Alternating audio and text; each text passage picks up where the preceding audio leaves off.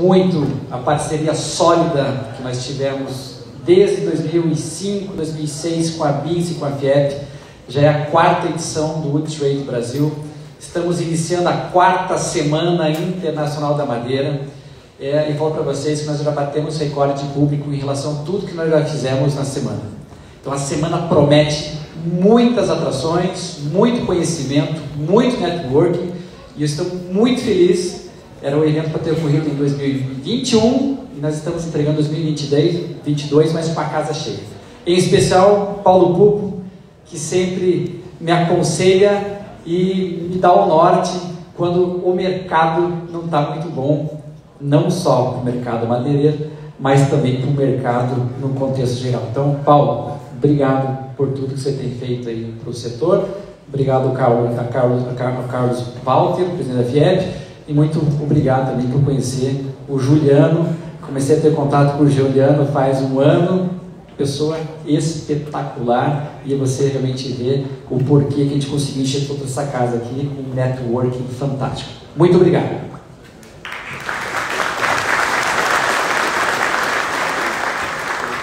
Convido agora o presidente da BINSE, Juliano Vieira de Araújo, para dar as boas-vindas ao nosso time.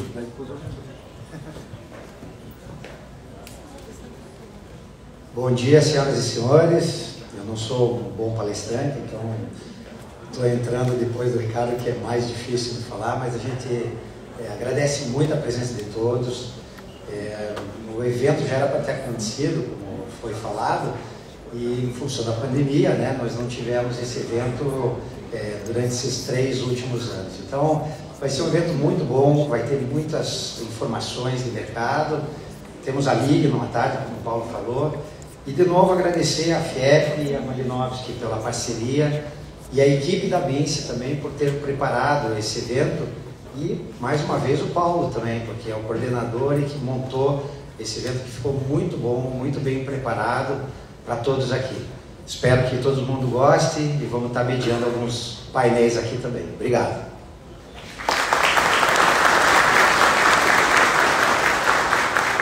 Juliano, por favor, presidente da FIEP, Carlos Walter Martins Pedro, para as suas saudações.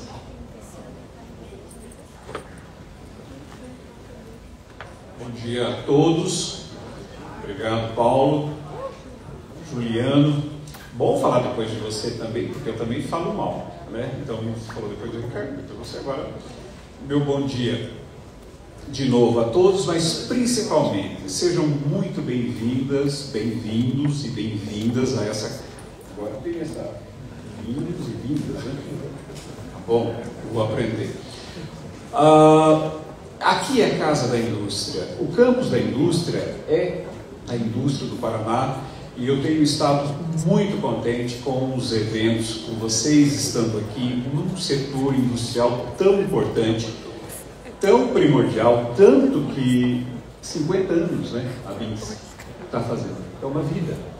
E isso demonstra a importância do setor madeireiro, a importância que vai, inclusive, aumentar, porque com essa situação do crédito carbônico, com toda a situação, a importância do nosso setor para a indústria, que já é, mas diria para o mundo, porque eu sou um industrial do setor metal mecânico, e eu tenho, enquanto presidente da FIEP, colocado esse espaço, esse campus da indústria, com o nosso ISE de eletroquímica aqui, com o nosso colégio SES Internacional, aqui também nesse espaço, mas nós temos direcionado os nossos funcionários operacionais de SES Senai para a nossa sede antiga, no centro da cidade, para que esse espaço ele esteja cada vez mais disponível, mais livre, mais focado para vocês industriais.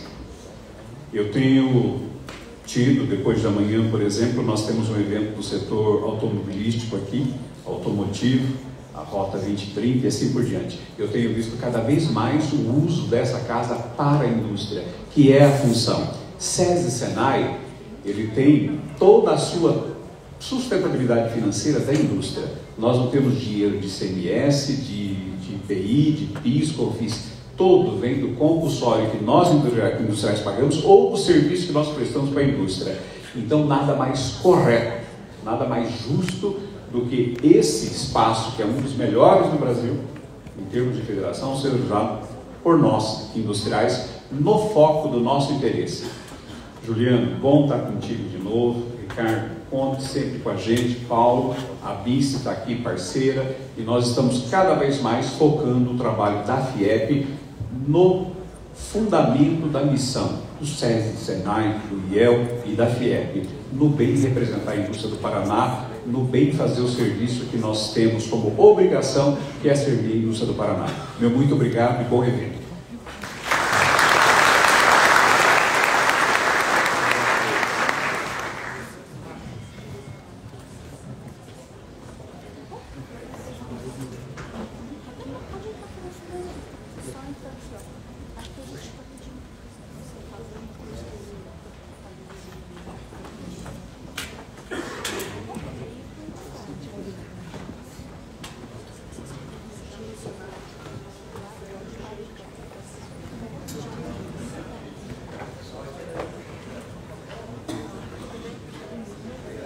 Obrigado.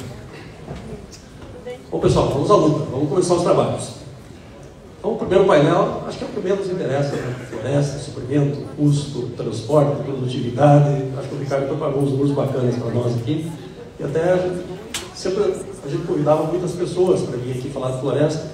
Eu fiz um desafio para o Ricardo, escuta, você nunca teve coragem de pisar nesse palco nosso, você funciona no Uninove, você faz muito evento, faz a Expo Forest, teve um evento bacana lá em Três Lagoas agora.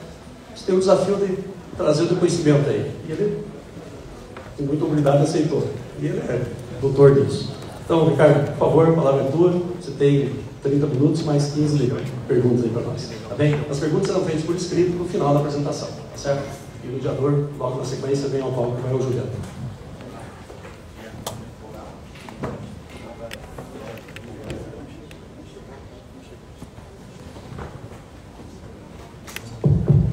Bom dia. Novamente. Paulo, você me entregou o tempo com 3 minutos de antecedência, então eu posso falar mais de 30 minutos. Vou falar 33 minutos para a gente cravar o tempo. Quando o Paulo me chamou para falar sobre o mercado, eu falei, pô, eu falar sobre o mercado? Mas eu comecei a fazer uma análise da quantidade de entrevistas que eu fiz durante a pandemia, que foram para lá de 50. Acho que eu conversei com a maioria dos executivos florestais do Brasil.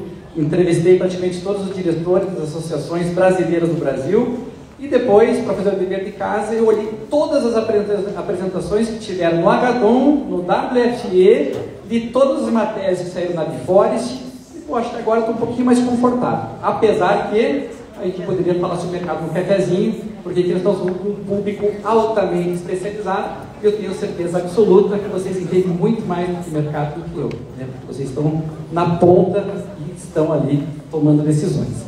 Então, a minha intenção aqui é, humildemente, fazer um overview do mercado florestal. São informações que a gente coletou com contatos e relacionamentos que nós temos. Não são dados, talvez, precisos, mas eu acho que a gente vai estar falando a mesma língua do que está acontecendo no mercado hoje. Então, as pessoas que eu consultei durante o último mês, o meu muito obrigado. E vocês sabem quem são. Consultei muitas pessoas. Tá? Então, obrigado. Vocês sabem e eu agradeço vocês por isso. Quando você fala, vou falar um pouquinho do World Trade, nós batemos ontem 608 profissionais, tivemos mais inscrições agora, então a gente deve estar chegando em 650 profissionais, de 310 empresas. Eu não sei quanto que significa do PIB industrial florestal do Brasil, mas é um público extremamente qualificado. Sendo que 39% são diretores e presidentes, 21% são gerentes. Acima de 60%, quem está sentado nessa sala aqui são tomadores de decisão. Tem o poder da caneta. E por isso, a gente vai falar de tendência e perspectiva. Mas não sou eu que dito a tendência. Eu só escuto o mercado. E daí escuto um aqui, escuto um lá. Só no cafezinho eu escutei e conversei com uns 10. E eu sei mais ou menos o que está acontecendo, muito mais ou menos, do que está acontecendo em cada setor para fora da porteira. Eu sou um bom profissional para dentro da porteira. Para fora da porteira, eu ouço alguns bochichos. E por isso, já que a gente está falando de inovação, a tendência que eu estou colocando para vocês é a gente construir isso juntos. Todo mundo tem o celular no bolso aí, não tem? Então eu pedi a gentileza de você tirar o celular do bolso. Todo mundo tira, não é para tirar fotografia minha, tá? Deixar bem claro. É uma brincadeira que eu quero fazer. E aqui eu vou pedir a gentileza, assim, quem produz floresta, quem consome floresta, independente se tem várias pessoas da mesma empresa, tá? Mais importante que tenha ligação com o setor para não poluir, porque é o que a gente vai fazer aqui? Uma pesquisa de percepção. A pesquisa de percepção, eu não quero saber o nome de vocês, eu não quero saber empresa, eu não quero saber e-mail, eu não quero saber telefone, eu não quero saber absolutamente nada, porque quando você fala de pesquisa, o pessoal arrepia o pelo. Ah, eu não vou ceder informação. Aqui a tua informação vai para uma base de dados. Então, ponta o celular para a tela e nós vamos fazer uma pesquisa que eu vou mostrar depois do final da minha apresentação para saber se aquilo que eu escutei no mercado está fazendo sentido ou não. São perguntas extremamente objetivas. Vocês estão vendo aí? 10 perguntas. Todo mundo conseguiu? Nós vamos responder isso juntos. Sua empresa é autossuficiente em matéria-prima? Sim, não, não se aplica. Estão conseguindo acessar? Está vendo? É muita gente acionando 4G e 5G. Vai pegar, vamos lá. Sua empresa tem previsão de aumento de consumo de madeira? Sim, não, não se aplica. Quais gêneros, espécies sua empresa consome? Pinos, eucalipto, paricá, teca. E aqui a gente vai ver se o público é mais do sul, se o público é mais do sudeste, do centro-oeste. Na sua opinião, a produtividade florestal está aumentando, estagnada ou diminuindo? Acredita que haverá escassez de madeira na sua região? E mais 5 perguntas. Qual a tendência do preço no mercado da sua região? Qual a tendência de preço da madeira no mercado da sua região nos próximos 2 anos? Vocês acreditam que vai aumentar, permanecer ou diminuir? Sua empresa possui acesso a créditos competitivos para a formação de florestas? Mercado de crédito de carbono é uma tendência que veio para ficar? Estamos na mesma página? Conhece algum produtor que converteu uma área de floresta para agricultura pecuária? E por fim, estamos falando de tendência. Na sua opinião, qual presidente seria melhor para o desenvolvimento do setor florestal e da indústria da madeira no próximo mandato? E aqui nós colocamos o que está no TSE, inclusive com a opção nula.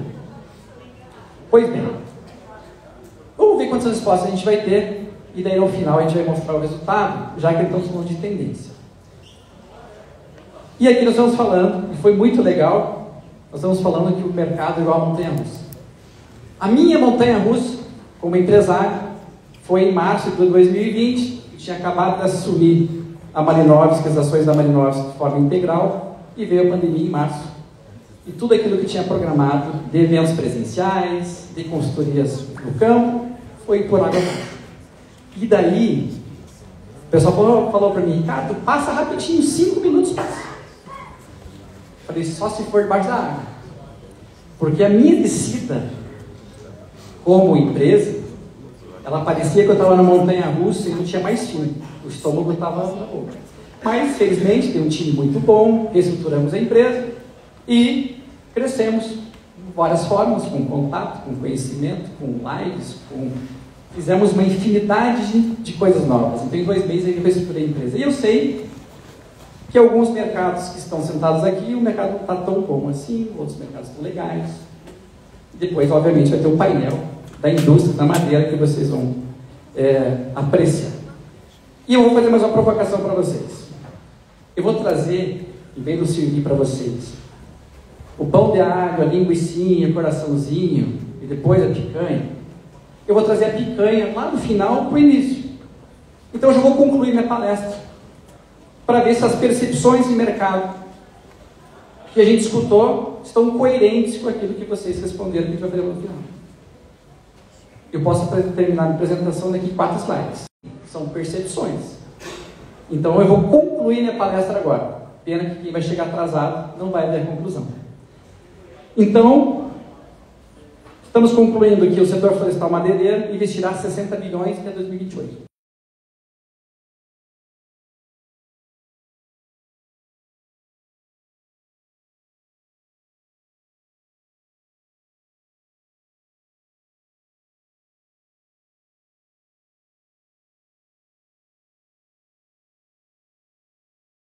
O pessoal só fala crédito de carbono hoje. Tem empresa que já está conseguindo ganhar valor com isso e ter uma renda marginal. E talvez daqui a pouco não seja mais a renda marginal. Alto custo de implantação, quase o dobro comparado com 3 a 4 anos atrás. Quem implantava a floresta 3 anos atrás, quem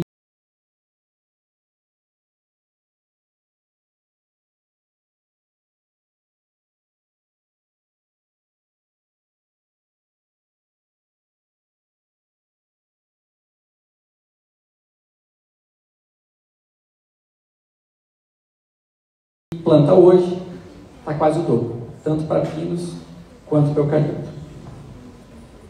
Mais 3, e quase encerrando, mudança no manejo, resultando em rotações mais curtas e madeira mais fina, podendo afetar a indústria de madeira de canjica processada. Tem escassez, qual o gênero que cresce mais rápido? É o eucalipto mais fino, então talvez a gente tenha alguma mudança aí para frente. Existe sim um risco de produtividade florestal estagnada, que pode agravar ainda mais o preço da madeira e a disponibilidade do mercado. E a última, que vocês também estão sofrendo na pele, é a falta de profissionais qualificados, que vai piorar. Vai piorar. Você está ruim para contratar mecânico, operador de máquina, também está ruim para contratar do ensino superior. A escola de engenharia florestal fica aqui, na mesma quadra, curso 5 estrelas, onde fiz meu curso de engenharia florestal, fiz meu mestrado, passei lá dando aula um tempo, a concorrência está baixíssima.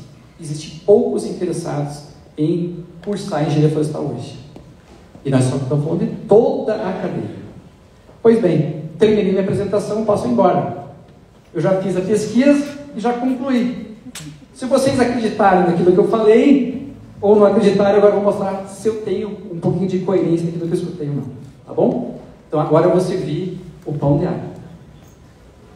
Análise do setor. Então, números macro, nós temos somente, eu falo que isso é muito baixo, 9,55 milhões de hectares de floresta, sendo 7,47 de eucalipto, 1,7 de pinos, que mantém-se estagnado, vamos colocar de 1,6, 1,7, ao longa data. Mas, obviamente, nós temos a maior área, ou a segunda maior área de floresta nativa do mundo, com 494 milhões. Nós temos muita floresta, mas produtiva, nós só temos 1,9. É baixo. E esse 1,9 que está nessa sala. Então, a hora que a gente abre, e a gente fez um estudo, pegando mapa biomas e mais satélite, tem tudo mais satélite, tudo coisa fresca. Ah, não bate o 9,5? Tá bom. Começa no 8,8, ninguém vai brigar por isso. Mas na hora que você pega uma série histórica de 85 para 2021, o crescimento foi só de 200 mil hectares ano. Só que percebam que 2015, 16, 17, 17 manteve-se a base. Teve crescimento aqui, ó. Teve crescimento aqui, por isso que a média é alta. Mas a base florestal brasileira estava estagnada até 2020. Mas de uma hora para outra as empresas acordaram, nossa, precisamos plantar. Floresta plantada, então nós temos 1% do território nacional floresta plantado, que responde a 18,8 bilhões de valor bruto da produção. Estou falando de PIB industrial, valor bruto, floresta. Tem binóculo aí, gente? Pega o binóculo e tenta enxergar onde estão os plantios florestais. Isso aqui é o status quo atual. São Paulo, Paraná, Santa Catarina, Mato Grosso do Sul, Minas Gerais, extremo sul da Bahia. Próximo slide, a gente vai falar um pouco da soja. A gente não está falando que está brigando com a agricultura. A soja, ela tem 43 milhões de hectares, 5% do território nacional e corresponde a 398 bilhões de valor por produção. E aqui nós estamos falando de uma briga constante, Paraná, Mato Grosso do Sul, Santa Catarina, por terra e por soja. Quem paga mais? Quem deixa passivo? Mais uma comparação. Pastagem, 151 milhões de hectares de pastagem. Sendo que, severamente degradado, 14%. Talvez aqui seja a oportunidade de a gente plantar floresta. Nós temos 21 milhões de hectares. Degradação intermediária, 28%. E tudo isso aqui é pastagem, representando 201 bilhões do volume bruto da produção. Então agora a gente coloca a soja, coloca a floresta e a confusão está feita. Quem tem mais poder de compra de terra? A hora que a gente compara os valores brutos da produção com área plantada, a hora que você pega aqui 9,55 bilhões e vamos fazer uma conta de bananeira, divide por um ciclo de 7 anos, nós plantamos somente 1,1 milhão de hectares de eucalipto e 0,1 de pino, se o ciclo for 16 anos. Então, o que nós plantamos anualmente no Brasil é 1,2. Esse é o nosso ciclo. Conta de bananeira. Soja planta todo ano 41 milhões, cana 8,1, milho 21, pecuária bovina 151. A hora que se compara a nossa área de plantio com o agro, nós perdemos 35 vezes com a soja, 34,5, 6, quase 7%, 6, 7 vezes para a cana, 18 vezes para o milho e 125 para a pecuária. Então, e daí pegando uma ideia, seu Armando, cadê o seu Armando? Seu Armando, lembra que eu falei que eu usava o mapa? Eu só dei uma modificadinha nele para a gente comparar a ocupação do solo. Então, a gente colocar todo aquele 1%, aquele 1%, na verdade, 9,55 milhões que nós temos de ocupação de solo, nós só temos a partinha do Rio Grande do Sul. Mas na hora que a gente coloca a soja, é como se fosse todo o Rio Grande do Sul, tirando a parte de floresta, todo Santa Catarina e parte do Paraná. A hora que a gente coloca a cana, é essa parte lilás. Outras culturas,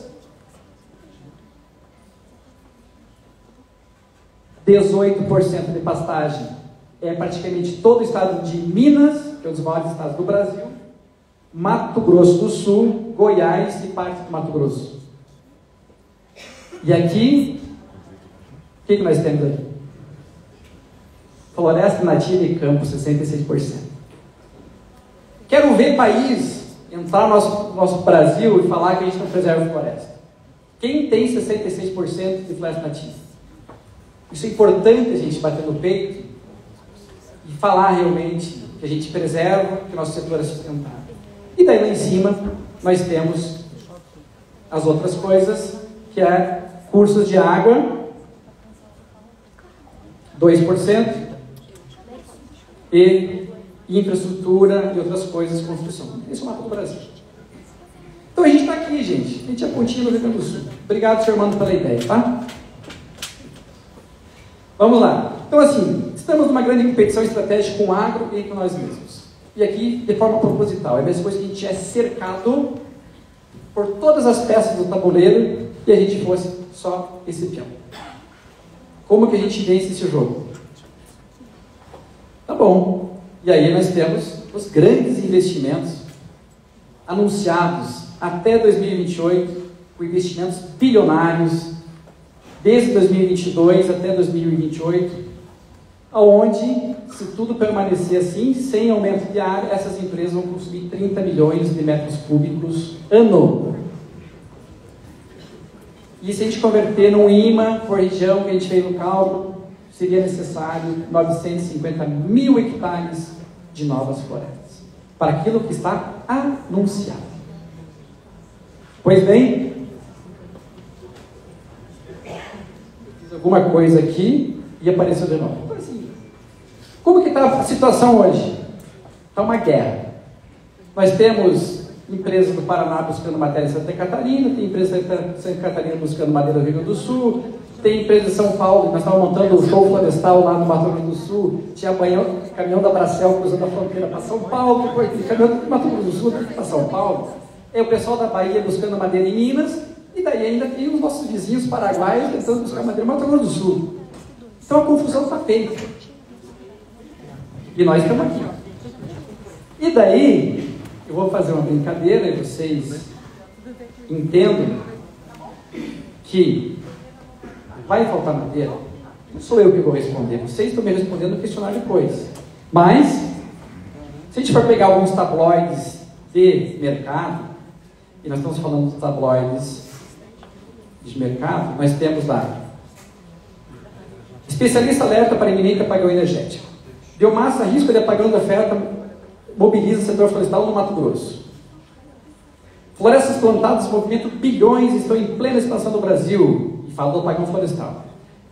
CEO da Clabin: falta de madeira deve frear a expansão de silose no Brasil. CEO da Suzano: Suzano, é muito difícil ver novos projetos de celulose no Brasil por falta de madeira. Não sou eu que estou falando, são os grandes especialistas que têm poder na caneta. Lacan vê demanda para novo fundo de ativos florestais. Então é uma coisa para divertir. A gente precisa de madeira, a gente precisa investir. E daí o que nós temos? Nós temos uma situação, vocês não vão dar risada, tá? Mas foi o máximo que eu consegui colocar, que foi... Calma, esse aqui é um vídeo animado. É o grande comendo pequeno. Mas com requintes de crueldade. De mastica. E é isso que está acontecendo no mercado. O grande comendo pequeno. Não tem um murmúrio aí se isso é verdade ou não. É só uma percepção do que está acontecendo no mercado. Vamos para as análises regionais. Gente, eu escutei que vai faltar madeira. Paraná, Santa Catarina, 6 milhões é o déficit. Eu escutei 4, escutei 7, escutei 5, escutei 6, falei, vamos colocar nos 6. São números precisos, mas é o que está acontecendo. Necessidade de plantio para abastecer isso aí, 228 mil hectares, e também já escutei o número que precisa de 500 mil hectares só aqui no Paraná, Santa Catarina. Tá? Então aqui existe uma pouca divergência de fonte. Aqui a CR acabou de fazer um novo levantamento usando imagem de satélite. Então aqui nós temos fonte da ABINCE, da CR, da GFLOR, da APA, da IPA. Tá? Então não vamos entrar em problema de fonte, mas a situação é essa. Quando a gente vai para o Sudeste, eu escutei, passarinho me falou, que tem um déficit de Minas Gerais, só Minas, de 8 milhões de metros cúbicos ano, sendo necessário plantar mais 286 mil hectares. São Paulo, Minas Gerais e Espírito Santo.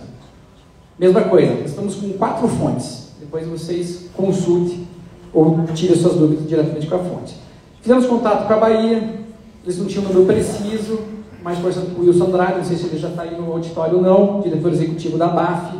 Ricardo, nós estamos com falta de madeira também, só que não sabemos quantificar o quanto. Região Centro-Oeste, e aqui é um case muito interessante, existe um déficit de 14 milhões de metros cúbicos de madeira no Centro-Oeste. Totalizando, com IMA de 30, nós não colocamos nem 35, nem 28, arredondando para 30, 470 mil hectares de déficit. E aqui daí são informações que, conversando com o pessoal da Reflore, não sei se tem alguém da Reflore aí, que já está o estado com 1,3 milhões, se tornando o segundo estado com a maior área plantada do Brasil, perdendo somente para Minas Gerais.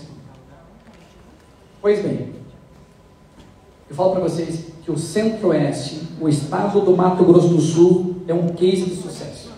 Eu estive lá no início, lá em 2007, 2008, e a gente percebe o que aconteceu com o estado e o que aconteceu principalmente com essas regiões que receberam grandes indústrias de celulose.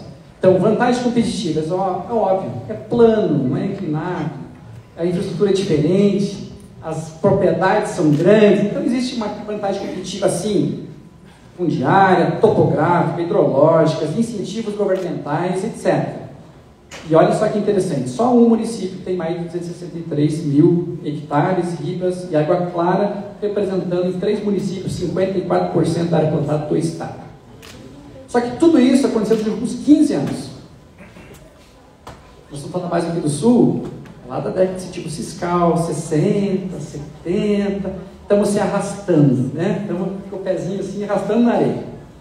E daí, é muito legal ver os incentivos que o governo do estado do Mato Grosso do Sul dá para a atividade de agricultura. Mais de 760 atividades econômicas de baixo risco são dispensadas de licenciamento ambiental. Nós fizemos um evento lá recentemente, nós somos acolhidos, abraçados pelo município, pelo estado. O que mais você precisa para trazer investimento para o estado do Mato Grosso do Sul? Não é uma postura parada, é proativa. Venham, apoiem. Nós liberamos. Tem investimento que era para ir para o Rio Grande do Sul, vocês sabem, que acabou indo para o Mato Grosso do Sul pela facilidade governamental, o apoio às atividades de agricultura. E aqui nós entramos nos desafios. Não sei se alguém escala aí, eu só pedalo, mas deu ruim para mim também esse tempo atrás, que eu li uma clavícula, então isso aqui jamais faria, tá bom? Mas alguém se identifica no auditório. Então nós temos aqui desafios.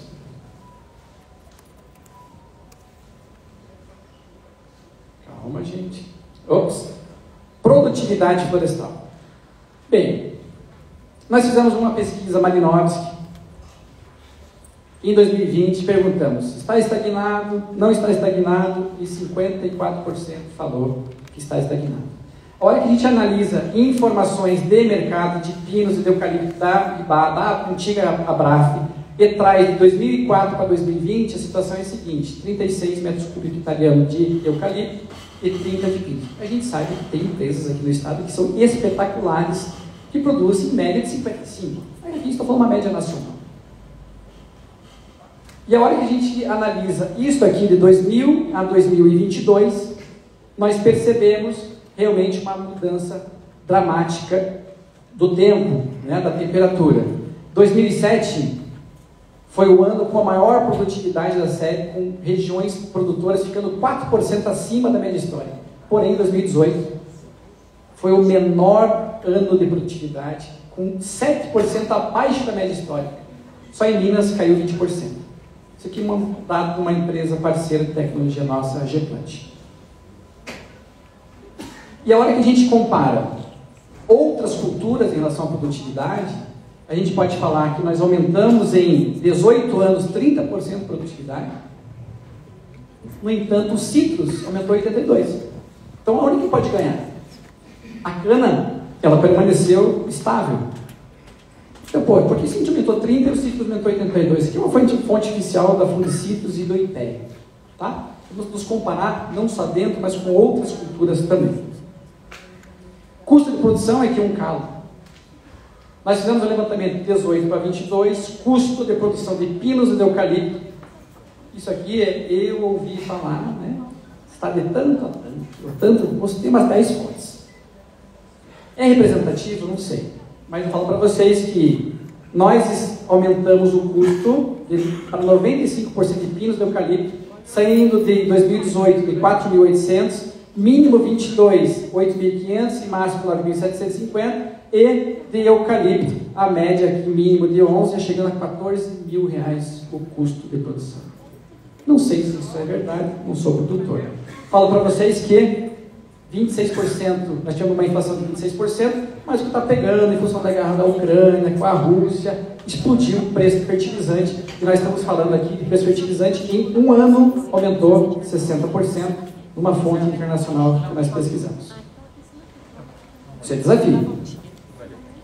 Valor da terra, nós debruçamos, pegamos planilha da Receita Federal, do DERAL, e pegamos os principais estados que estão sofrendo pressão por terras para aumento de área. Paraná, Santa Catarina, São Paulo, Mato Grosso do Sul, Minas Gerais e Bahia. A média, isso aqui é a média disso aqui, aumentou 55% o valor da terra. E a hora que a gente compara o estado campeão que aumentou a terra foi o Paraná. É a nossa informação, 118%, seguido de Santa Catarina e em terceiro, Bahia. Conversão de uso, aqui um papo sério.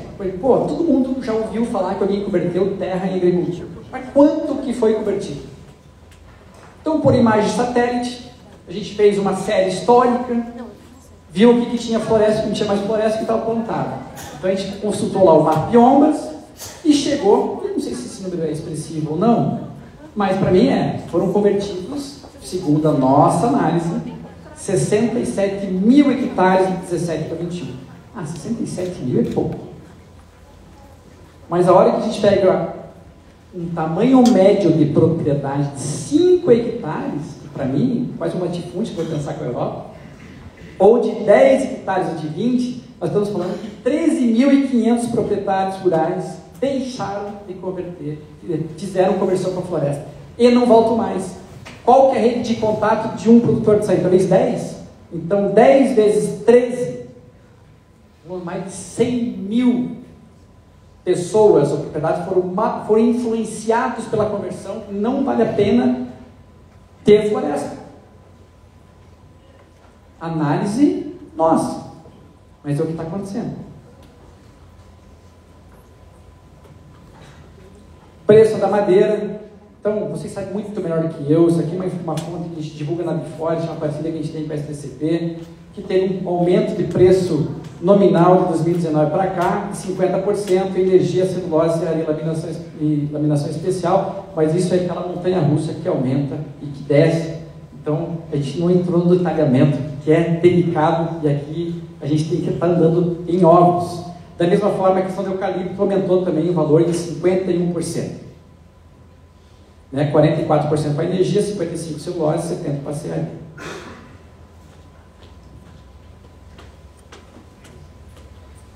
Soluções e oportunidades. Quase terminando.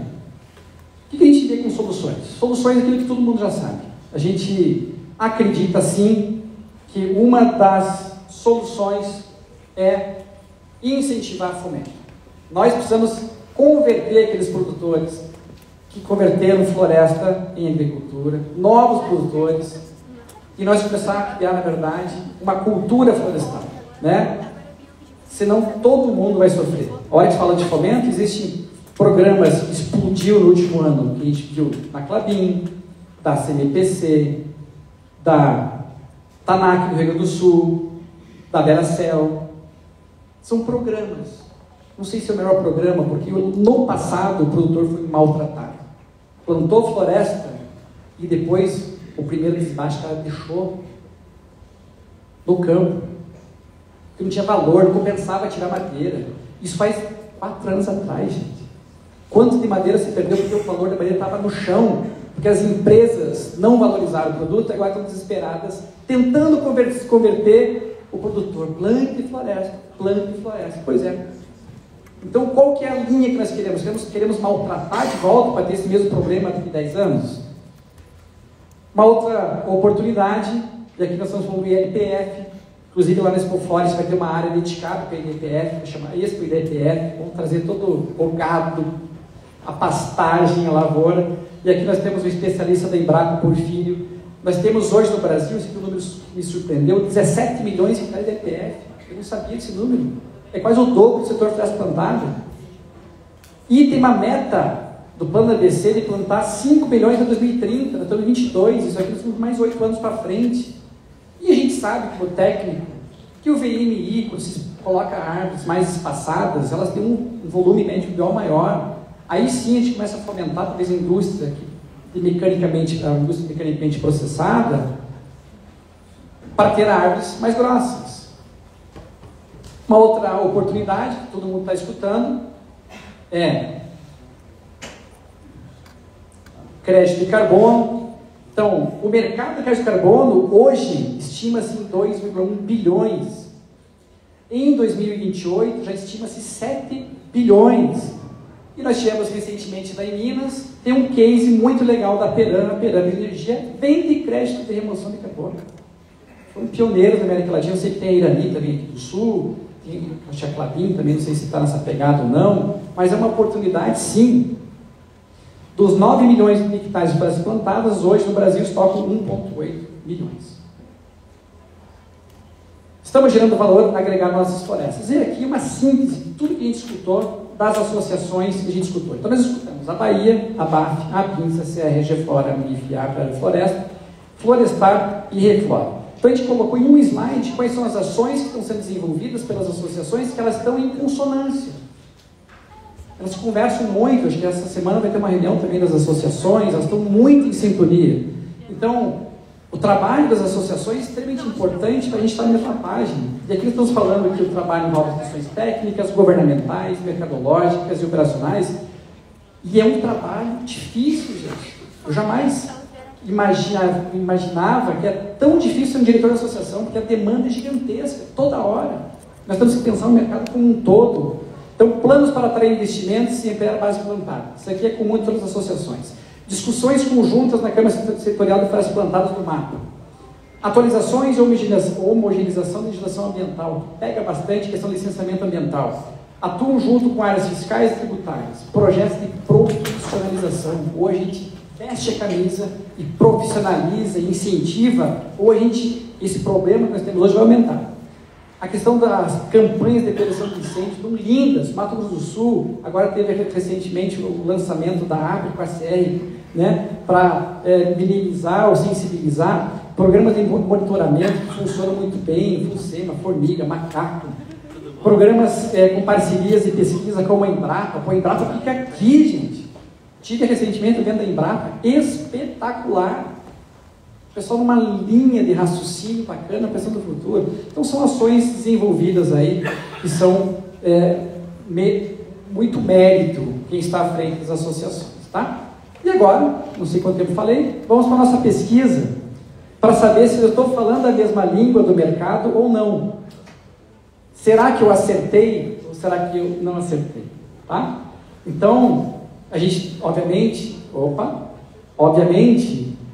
não deu tempo de tabular os dados, etc. Vai ser aqueles gráficos mais toscos, tá bom? Branca, põe na tela aí, surpresa. Então, vamos lá. Sua pergunta. Sua empresa é autossuficiente em matéria-prima? 193 respostas. É significativo ou não é significativo? É significativo. Sim, 16%. Não, 48%. Então, vamos imaginar de uma forma estatística, 50% do auditório aqui não é autossuficiente em matéria-prima. Tem 500. 193. 193 respostas. 210, olha, 210. Aqui, algumas responderam aqui, outras aqui, tá? Então, vai lá. Próxima. Sua empresa tem previsão de aumento de consumo de madeira? Olha aí, ó. Que beleza. 60% quer aumentar. Eu acho que nós estamos na mesma linha.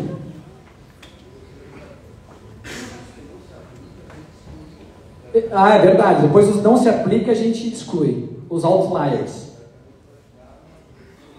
Verdade, a gente vai tirar depois se não se aplica e vai passar para vocês, tá bom?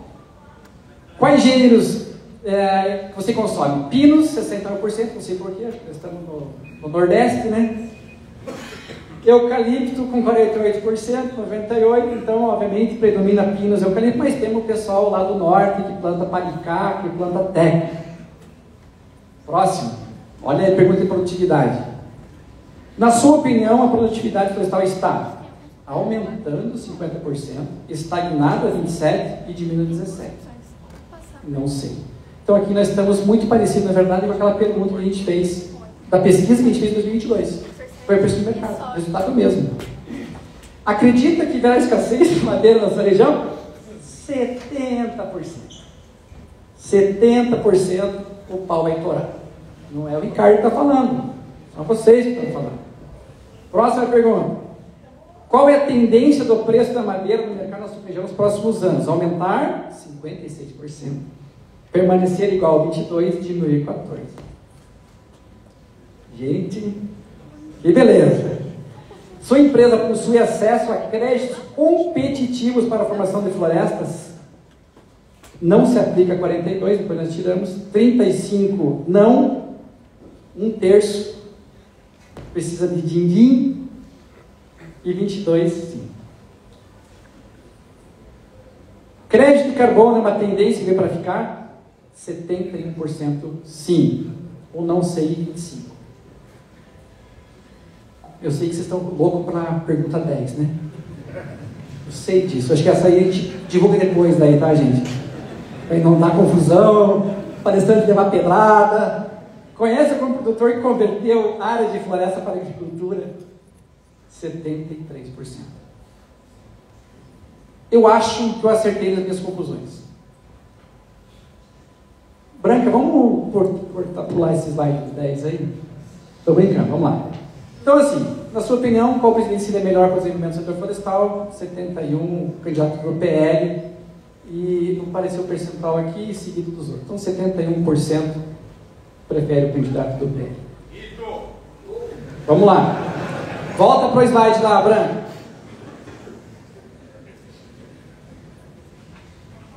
Encerrando minha palestra, eu gostaria de agradecer muito vocês. Espero que, no mínimo, vocês tenham saído com 1% a mais do conteúdo. Mas a gente não pode terminar por aqui. E daqui eu faço uma provocação para vocês. Quais ações podemos desenvolver para criar uma cultura florestal forte e longo prazo? Gente, dedica 2 minutos de tempo para vocês e me manda um e-mail. Cara, eu acredito que a gente pode trabalhar de forma mais bem integrada, a gente pode criar uma coisa nova, a gente pode fazer uma visita para a Finlândia, Suécia, para visitar pequenos produtores. O que a gente pode fazer? E depois a gente divulga isso no mercado. E o mais legal de tudo, próximo slide. A minha apresentação, se vocês quiserem baixar, é só dar o QR Code aí. Eu sei que vocês fotografaram, é informação de mercado, mas eu faço um prazer de divulgar essa informação para vocês. Obviamente, depois tem que fazer um depósito na conta da Malinowski de R$1 milhão, né? A gente vai ver quem fez o download, mas é isso. Espero que tenha agregado, estou à disposição para as perguntas.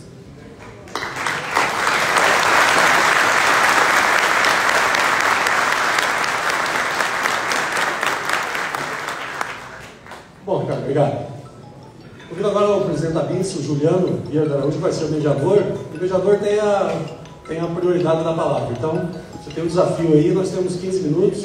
As perguntas são por escritos. Quem tem uma sacolinha com vocês aqui, tem as moças que ficam nos corredores, podem trazer ao final se vocês gostariam de fazer uma pergunta, mas, Juliano, a palavra é tua. Paulo, as perguntas vão vir por escrito, né? Isso, por Daí escrito. depois a gente repassa. Exatamente. Quanto tempo a gente tem para... 15 minutos. 15 minutos. Não sei se choramos aqui, né? Tem que fazer uma aqui, mas... A questão florestal é tão significativa que a gente, dentro da BINSE, a gente até criou um comitê específico para trabalhar em cima dos números. E esses números que a gente apresentou aqui, a gente teve junto nesse período, tivemos até num evento da INAPA. Então, o diagnóstico de falta de madeira já existe aqui entre nós, entre todos aqui que estão presentes, há muito tempo. E aconteceu um fator que eu acho que também colaborou com essa falta de madeira, que foi um aumento de produção das empresas. O mercado, todo mundo sabe, aí, durante a pandemia, por mais contrário que pareça, né, a construção civil cresceu. E ela impulsionou o setor madeireiro. Muita gente investiu, comprou novos maquinários, investiu na sua produtividade e tal. E eu lembro que a gente fez uma conversa rápida também, essa de pé de ouvido, e a gente comentou sobre a produtividade da madeira, do pinus e do eucalipto, que está há muito tempo praticamente estagnado. Nós falamos de 20, 30, né? Nós comentamos de 30 metros cúbicos por hectare, de 38 do eucalipto, e se a gente for ver essa informação, ela está muito padrão durante muitos anos. A agricultura, ela supriu a necessidade dela em função da produtividade. A gente pode, Ricardo, utilizar esses crescimentos que a agricultura teve, porque daí ela se tornou competitiva, mais competitiva que a floresta. Nós podemos usar esse case, esse trabalho do setor agrícola, porque o florestal está no setor agrícola, inclusive, para melhorar o fornecimento, o abastecimento das empresas no futuro. Obrigado pela pergunta, Juliano. Então, a gente tem que tentar enxergar as coisas mais amplas, né? Onde a gente vai beber mais informação nas técnicas citriculturais para aumentar a produtividade. E nós temos cases espetaculares de empresas que praticamente mudaram todas as suas técnicas silviculturais em 2, 3 anos. Mas são as empresas, eu vou citar aqui o nome de uma empresa que tem talvez uns 20%, não, 20 pessoas no auditório, que é a Klabin, que aumentou de forma significativa a sua tecnificação em absolutamente toda a implantação de silvicultura. Mas seria muito bacana pegar toda essa ciência, pegar todo essa investimento que foi feito, e daí nós falamos muito da tal de inovação aberta, e abrir, eu não sei como isso hoje está, mas em abrir para o mercado e sim incentivar o pequeno, o médio, porque como que chega uma empresa com esses 4, 5 mil hectares num nível de tecnificação, num nível de assertividade de clone, material genético, de controle de mata-competição, ainda mais hoje que tem trocentos tipos de moléculas. Antigamente tinha glifosato e era isso. Hoje em dia tem não sei quanto tipo de molécula, pré-emergente, pós-emergente, máquinas sendo controladas com GPS, drone. Não é uma realidade distante, é uma realidade que está acontecendo agora. Então, como é que a gente abre essa informação? Qual que é a cartilha do bolo? A gente sabe que a indústria da madeira é mais fechada, né? A gente tenta programar alguma coisa para a indústria, ela é mais fechada, por questão de segredos industriais, mas a florestal, ela compartilha mais informação. Então, aqui são fóruns, na verdade, que não é talvez a gente teria que estar falando para esse público. A gente teria que estar falando para o pequeno, para o médio, para incentivar ele a colocar técnicas adequadas para aumentar a produtividade. A gente sabe que tem os fatores abióticos, bióticos, tem coisa que a gente controla, tem coisa que a gente não controla, mas a área florestal é como se fosse uma indústria a céu aberto e cada dia é diferente um do outro. Então, eu rodei o Brasil já inteiro, do Rio Grande do Sul à Bahia, visitei praticamente todas as empresas de base florestal e é absurda a diferença, Juliana, das técnicas da Bahia para as técnicas do Rio Grande do Sul. E cada um tem um pouquinho melhor. Se a gente conseguisse compartilhar mais as informações, talvez a gente tivesse um aumento da produtividade.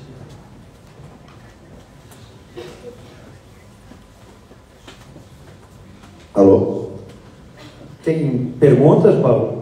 Se tivermos perguntas, as bolsas estão disponíveis para pegar, se alguém escreveu alguma, senão a palavra continua com o mediador.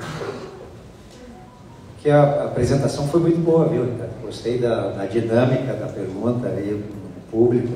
Eu acho que a informação que veio do público só ratifica as informações que a gente já estava levantando todo esse tempo. Eu, aproveitando que a gente também teve no evento lá no Mato Grosso, um excelente evento, Mato Grosso do Sul, um excelente evento que a gente participou junto e viu que eu até, se não me engano, junto com o pessoal do governo, o Ministério Público estava presente também, a parte ambiental estava presente. Então, houve uma integração de todos os setores, tanto da parte governamental, quanto da parte de fiscalização. Eles pareciam que estavam trabalhando em conjunto, estavam trabalhando em conjunto. Aquele case que a gente viu no Mato Grosso do Sul, que realmente fez um crescimento aí num período grande de produção, dá para a gente exportar aqui para o Paraná? Pois, seria sensacional, né, Juliano? Implementar a nossa base. Eu acho que seriam ações em nível governamental de colocar as secretarias, as associações, para ver o modelo que deu certo lá e tentar sensibilizar o governo aqui. Né? A gente escuta muito que tenha governos que apoiam, que vestem camisa, e a gente já escutou de governos que não estão nem aí para o setor florestal. Isso é uma pena. Então, acho que seria mais uma questão de sensibilizar numa esfera política que eu, infelizmente, não navego. Então, temos, eu acho que, umas 4 perguntas aqui. Eu acho que tem tempo ainda para ler essas perguntas. Aqui está perguntando, Ricardo, sobre o crédito de carbono. Como viabilizar para as pequenas florestas o crédito de carbono? Olha, vou para vocês que isso é uma pergunta importante, mas eu acho que isso ainda não está 100% dominado nem para as grandes. Né? Eu percebo que essa questão do crédito de carbono aumentou de forma exponencial de 2020 para 2022. o pessoal está procurando as alternativas, existe tal do mercado regulado, o mercado não regulado. Nós tivemos palestras de crédito de carbono lá em Minas, um painel só sobre crédito de carbono, mas ainda, na minha visão, para o pequeno e para o médio, ainda isso é um pouco distante. Eu acho que os grandes têm que entrar, ver se isso é realmente positivo, ver os processos, as empresas, certificações, que tem muito picareta no mercado falando que faz e não faz. Então, acho que é uma realidade que ela deve acontecer não a curto prazo para o pequeno. Essa é a minha visão. Tem uma pergunta aqui interessante, que é exatamente a questão da competição entre a agricultura e a floresta plantada, né? Ele aqui comenta que a agricultura fatura todo ano 3 vezes a safra, 3 safras, né, por ano. E a floresta plantada, o faturamento é a cada 7 anos, com desbaste, primeiro, segundo e tal. Como gerar faturamento anual nas florestas plantadas para o dono da terra tornar atrativo o reflorestamento? Boa. Então, se a gente for pegar aquele gráfico que eu mostrei para vocês, comparando o valor bruto da produção com a área plantada, ontem à noite, eles terminavam dentro, novamente, a palestra, e a hora que você pega 1,2 de floresta plantada anualmente e compara com os 40 bilhões de soja, se você fizer aquela conversão, nós plantamos 35 vezes menos do que a soja.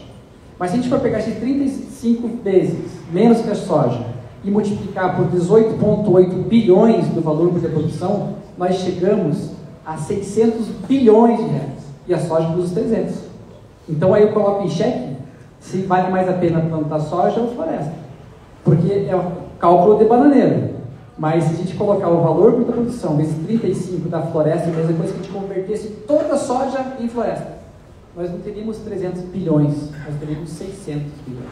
E obviamente o produtor tem que ter sangue frio, porque não é fácil ter uma renda tão longeva assim. Mas é óbvio, dentro do regime de manejo, se programar, você vai conseguir cortar a sua floresta de forma sustentável todo ano, e daí começa a entrar. Você não pode plantar agora pensando que mais vai colher. Então, aproveitando também para a gente está falando de praticamente de pinos e eucalipto, né? Mas tem uma pergunta que eu acho que é importante aqui, a gente se ressaltar também o reflorestamento de madeiras nativas, ou seja, ele está perguntando aqui, o que esperar dos reflorestamentos com nativos? Não é uma área que eu navego muito, mas a hora que você percebe, por exemplo, algumas iniciativas nativas e outras espécies, eu acho que também ainda. O Paricá não diminuiu a área plantada do Paricá, né? Acho que diminuiu, né? Diminuiu, né, Fernando? Diminuiu, né? Se a gente for ver, na verdade, o relatório estatístico da IBA, as áreas de florestas que não serão pinos eucalipto também não aumentaram. E o pessoal vende muito sonho, mas vende sonho demais. Tem caldo cedro australiano, legal, lindo, mas não tem mercado desenvolvido ainda.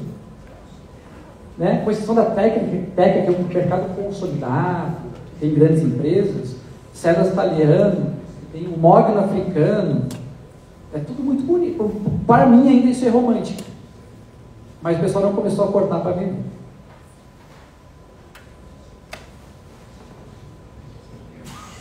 Não, eu acho que podemos seguir, porque aqui nós vamos, as perguntas que não foram respondidas, a gente vai responder depois, né, para cada um. E eu acho assim que no final da apresentação a gente avançou bastante dentro das últimas perspectivas que a gente tinha visto. E é muito importante a gente levantar, foi até o propósito de fazer o primeiro painel de floresta exatamente para... nós não podemos esconder o problema existe e a gente tem que enfrentar. Então, a própria MINSE, com todas as associações que tem pessoas representando aqui, está trabalhando e está tentando fazer com que o fomento florestal seja o nosso impulso para os próximos anos. Afinal, nós precisamos da floresta para sobreviver às empresas, né? E agradecer muito a apresentação, muito legal, foi bem didático, foi bem bom. Seria bom até acontecer mais vezes isso daí, essa pesquisa, porque mostra como o pessoal está engajado, inclusive a resolver o problema, né? Agradecer a tua participação e vamos, eu acho, para o próximo roteiro.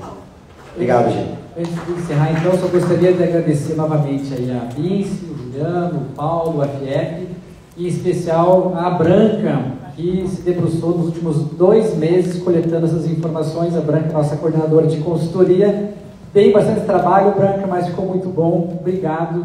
E a gente se encontra então na Lignum. A Lignum começa amanhã às 14 horas, tá bom? Obrigado, gente.